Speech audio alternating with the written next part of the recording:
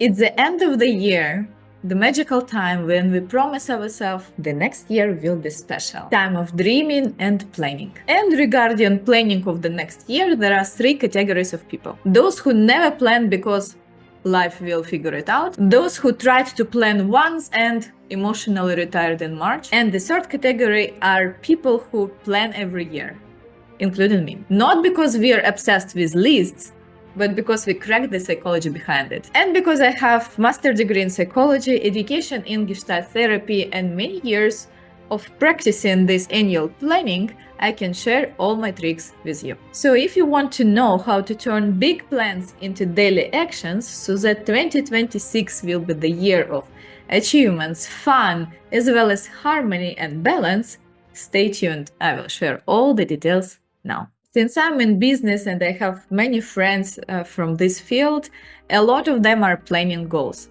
And we discussed this in our friendly gatherings, but some of them would say something like, well, I have a list from 2019 and I will use it for the next year again because nothing changed and nothing was achieved anyways. Partially people are joking, but partially they are devaluating their own achievements. For example, you started your business, but well, it's not that big.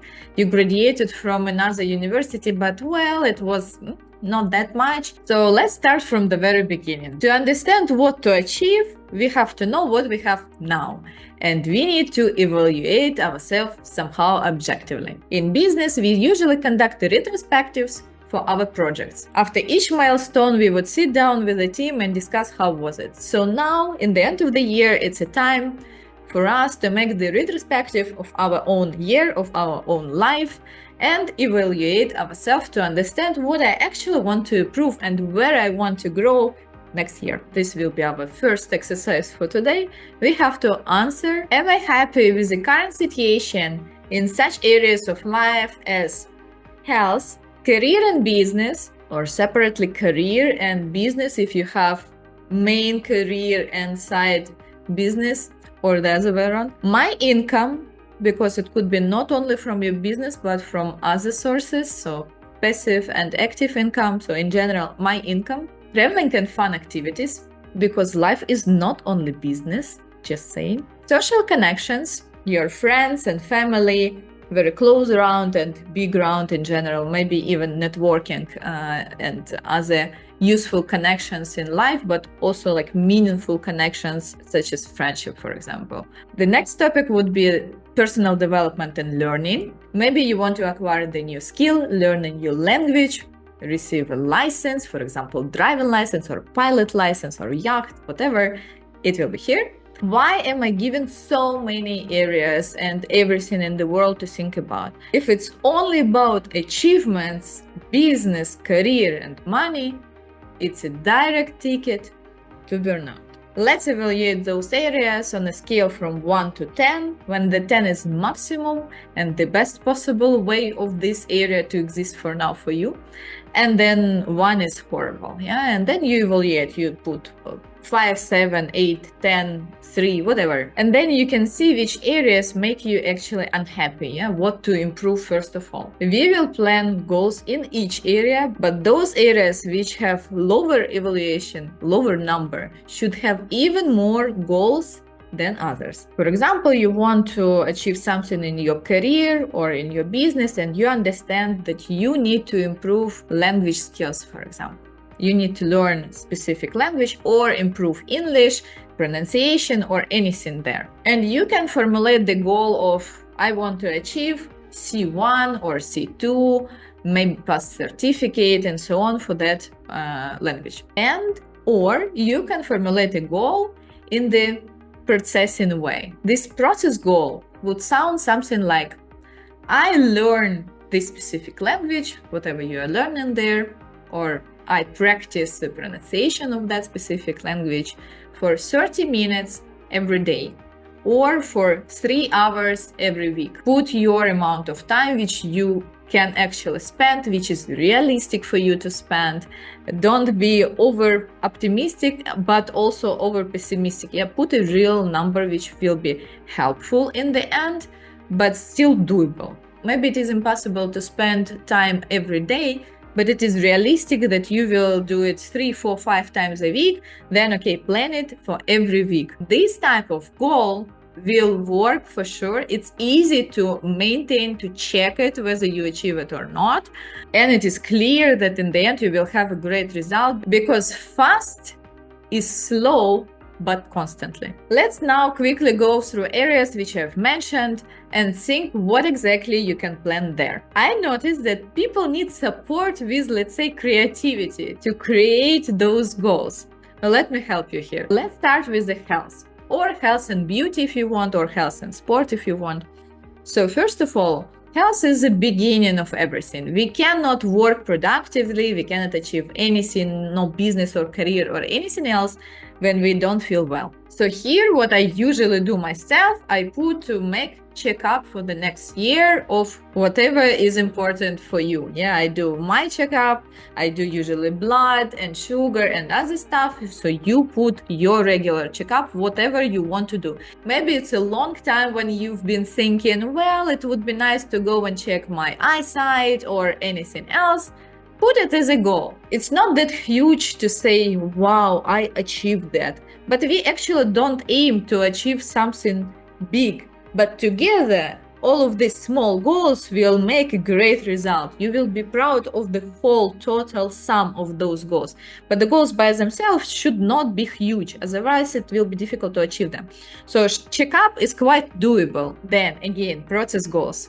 Make sport twice a week. Go to the gym twice a week. Go to a swimming pool 3 times a month. Running, bicycle, and all possible games could be there. When I did this workshop with my friends in person in Munich, I shared with them and it was funny, but then people also took this as a goal for themselves. So once I put it as a goal that I want to sleep at least 7.5 hours per day every day. And that was my goal, one of many goals for the year. Yeah, that was one of them. Career and business. Here we specify which exactly promotion or which exactly role I want to obtain, and also in which company. Because it could be that you're aiming to get promotion in your company, but actually it would be better for you to switch the company and have the position there. I wouldn't limit myself to formulate it, I want this position in this specific company, in this specific country. I would give some space, like I want approximately that position in such type of the company, like a retail company, in automotive company, in huge corporation, or I want to be vice president no matter how big the company is. It could be vice president in 200 people company. Okay, but it's a very big difference compared to vice president in 100,000 of people company. So just specify the size, the direction, and the complexity of the company, but not necessarily to name that company. If you want to open a business or the local branch of your business, or to scale that business, also specify it in numbers: 25% more revenue, 50% less costs. Maybe you want to find a co-founder, put it here. Maybe you want to find a personal assistant, put it here. My income. Here goals are quite clear. For example, my passive income gives me this amount of money per year or per month. I completed the course of trading, I understood the trading, and now I receive this amount of money per month by trading. Traveling and fun activities. Every time when I'm talking about burnout, I tell that it is super important to take vacations, to travel, to change the environment around us, and to have some fun in life. It's crucial for physical and especially mental health. So I insist on importance of this area of life. Think about interesting, exciting destinations where you would like to travel, what you would love to experience, visit, see, touch, feel, smell. I usually open Google Map and then scroll around and think in which country I would like to go. I do it like that. You can have your own ideas. Maybe search for pictures in Instagram or Pinterest from different countries, destinations for ski, for swimming, for diving, anything you would like. Or maybe you have a dream from the childhood to fly to the sky. Now, nothing is impossible. Why not to dream about that? Social connections. So here it is very important to understand that people around us make us feel great or the opposite. And we either change those people, or we change ourselves, or we change our interaction. So change people. If you have some friends who are toxic, you can just stop communicating with them. If you have difficulties in communication with your parents or children, your relatives, and you cannot stop in general interaction with them, then it's either we change ourselves or we change the communication. So here you can plan to go to psychotherapy or sessions together with those people, or you can again distance a bit from them, find another apartment, find another place to live, or spend more time inside or outside. Or maybe it's time to spend actually more time together, and then you would have to plan activities together as a family, for example. In general, there is a room for romantic relationship that couple is happy when they spend 14 hours of quality time per week. So you can plan it as a goal for the next year. What does it mean, quality time? We don't count when we sleep unconsciously, yeah, but we count when we do something together. We cook together, we talk, we travel, do whatever, yeah. Actually, the best for any relationship or any interaction or learning something is to spend a lot of time on that activity or a lot of time with that person, and then regularly support those activities. In romantic relationship, that would mean to spend a honeymoon together, yeah, a lot of time, and then to continue this 14 hours per week. In business relationship, yeah, you would focus and do a lot and then regularly continue. Basically, we do the same now. We spend a lot of time to plan the next year, but then we will only support by checking and maybe adjusting the plan a bit. And then only 15 minutes per week would be enough, or even once a month would be enough to see whether we are moving to the right direction or not. The last one for today, personal development and learning. Think of what you want to learn. Maybe a new language. Maybe you want to receive a new certificate or a license. You can also put here, as a part of personal development, your sessions with a psychologist, with a coach. Once again, those areas of life where you have lower number, of course, should have more goals, and you have to think about them more to make kind of balance. Maybe your business and even health is fine, but you understand that relationship with significant others could be improved, then put more goals there. But in general, it should be many goals. For example, not less than 50 goals and probably not more than 100. For this year, I have 101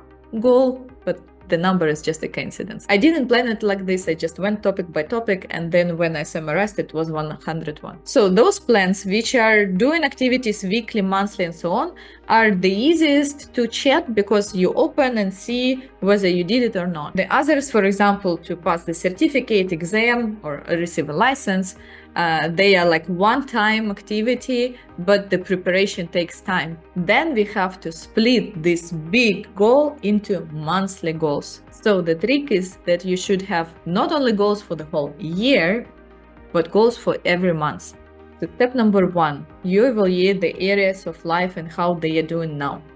Step number 2, to plan what you want to achieve in each of these areas of life. And step number 3 would be think, okay, for the nearest month, starting from January, if you start now, what I want to take from the whole list for January to achieve it now. In the current circumstances, what do I start with? Some of goals which are process goals, which we do every day independently, drinking enough water, sleeping enough hours, learning something you plan to learn, making physical activities which you plan to do. So all of those goals per day are easy to check, and then just put them automatically to every month. And then those goals which are one-time goal, to visit a special museum or art gallery or fashion show or anything you want to do kind of once, then put a month.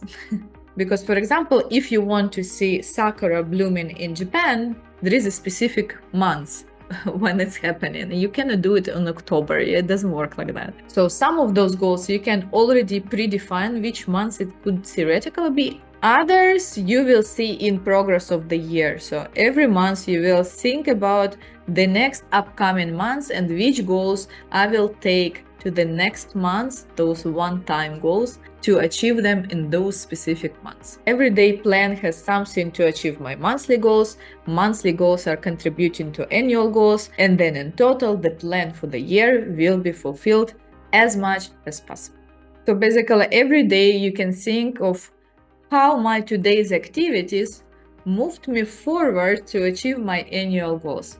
And if you did nothing today, it's not a failure. Maybe it's time for you now to relax. But when you acknowledge it and make a space for this, like I have to relax, you remove the feeling of guilt from that. So you are not a loser that you don't do anything. You are now contributing to your mental health. And I'm serious now. It's actually very important. Sometimes maybe we relax in not the most productive way. So we can scroll social media, we can maybe use alcohol when it was not needed, or eat junk food when it was not needed. It was just to relax and remove stress. So this we can analyze and think, okay, I allow myself to relax and do nothing, absolutely nothing, but in a healthy way. Yeah? I'm talking more about this in the video about burnout. You can watch it by the link in the description or here. This exercise is quite time consuming, but it will structure the way you live every day, month, the whole year. It will create the discipline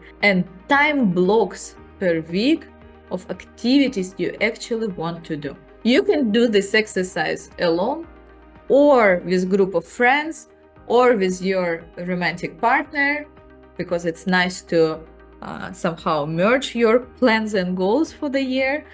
Share with us in the comments how you are planning your next year, whether you already created the list of goals and dreams for you for 2026. I'm wondering how it is going for you guys. If you found this video helpful, don't forget to like, subscribe, and share this video with someone who also wants to make 2026 great. Thank you for watching and see you in the next episode. Bye bye.